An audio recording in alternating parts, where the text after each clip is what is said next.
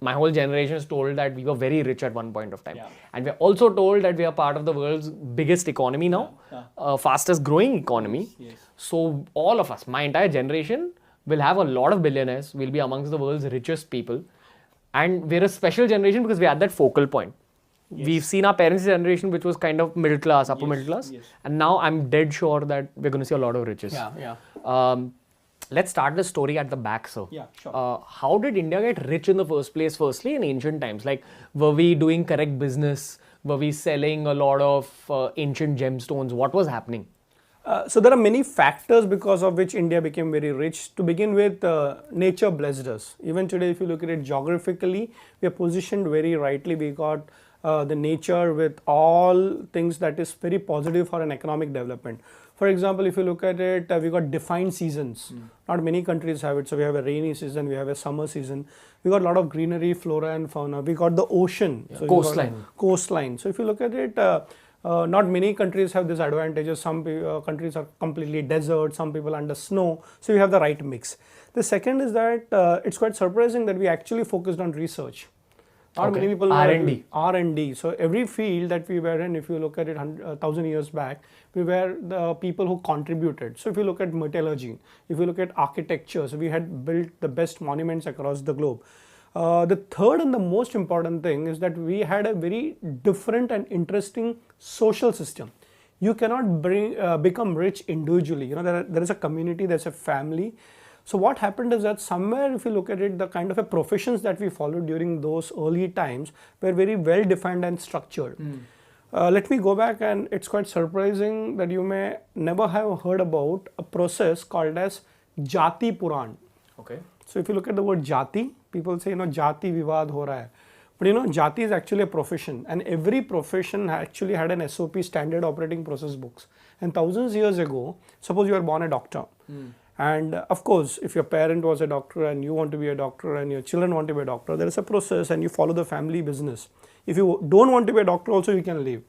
But thousands of years, maybe 10, 15 generations, you have perfected the particular art of medicine and research. It was documented. So if you're into shipping business, it was documented. So if you look at why India was the richest country in the world, that we did a lot of things simultaneously over many generations, we got into a perfect system. Unfortunately, what has happened is that we have lost that particular continuity of knowledge evolution. So knowledge evolves. As in, we kept learning and then that learning process stopped. It stopped, exactly. So if you go back to the past, why the whole world came to us? We were the richest part of the world. Even though we were trading with other countries, we were a very self-sufficient country. Nature gave us that particular opportunity.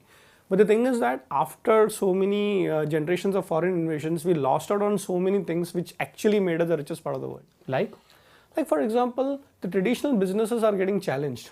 Instead of evolving, it is actually getting shut off. So let me give a specific example.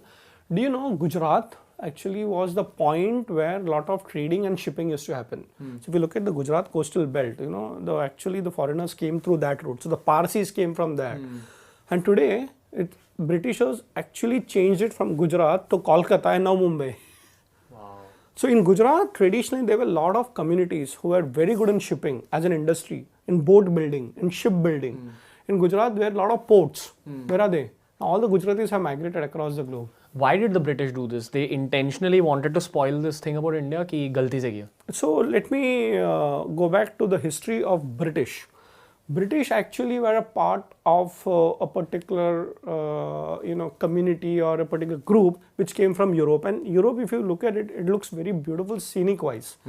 But if you look at the other side of it, it doesn't have that much natural advantages that we have. Okay. So there are, it can rain anytime. There are so many pluses and minuses. So they actually explored the world for a lot of trade activities. So when they landed up in India, actually it was East India Company, which was a trading company. We hear about it. And the French and the Spanish, they came as a trade opportunity. Because we had spices, we had tea, we had coffee, we had everything in the world which they did not have. So spices is not very popular in Europe. They took it. If you go to Europe even today, actually they eat very bland food. यहाँ पे इतना varieties of खाना है, food है, मसाले है. So when they came in, they actually never thought that they will rule it. They came as a trading people, and slowly the East India Company became so big. The British Parliament and all the queens and all the intellectuals said, okay, now you have your own little office here. It became so big, you have your own army also. And suddenly the East India Company, which was a trading company, actually became a revenue for the Britishers. Yeah, yeah. So coming back, what is the thing that we lost in is that we had a lot of traditional practice and Britishers actually broke many of them.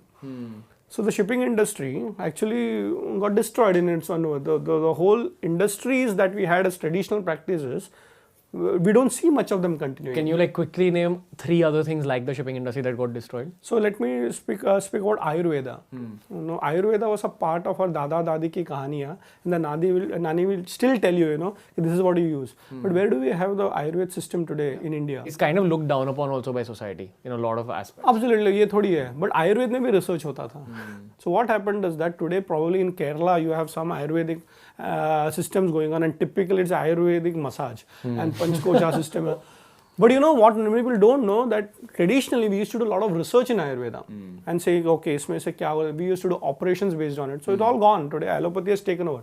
Nothing wrong, but the R&D destroyed. Second is yoga systems, which now luckily it's getting. So if you look at the system of yoga, we had yogic teachers, and we mentioned about this in the previous episode also, Kriya Yoga, Patanjali's Yoga Sutras. Now these are all systems of yoga. So if you look at Ayurveda, yoga, everything gone. The third industry which I definitely want to talk about, I'm very proud about, we were actually people who gave the best metallurgy to the world. Okay. We were actually people who knew what to do with metals. Okay. As in make good weapons or like anything.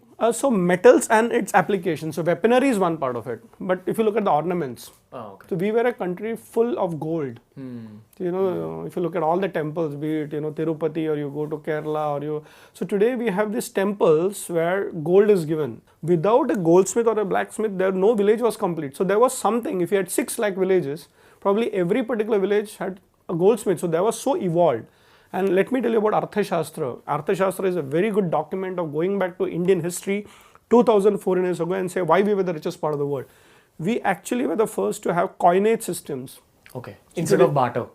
Barter plus coinage. Okay. So barter is one of the important. Even today we do barters, isn't it? Yeah. So when we want to do a show or maybe a movie, we do barters. Yeah. So the barter system continues because it's more about understanding. You know, I give you this, you give me that. But that's not a perfect economic model, because I may be giving you something worth 100 rupees, but you may be bartering with 20 rupees. So the coinage system has got a value which is commonly accepted by both.